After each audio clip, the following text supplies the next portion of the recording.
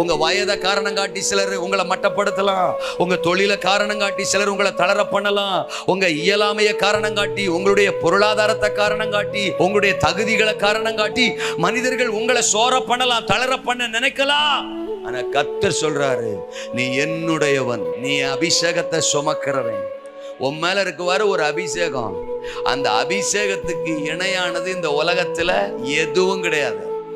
அது பணத்தோட ஒப்பிட முடியாது, அது தொழிலோட பேக்ரவுண்டோட ஒப்பிட முடியாது, அது கலரோட ஒப்பிட, நிறத்தோட ஒப்பிட முடியாதது, அது எந்த ஒன்றோடும் ஒப்பிட முடியாதது.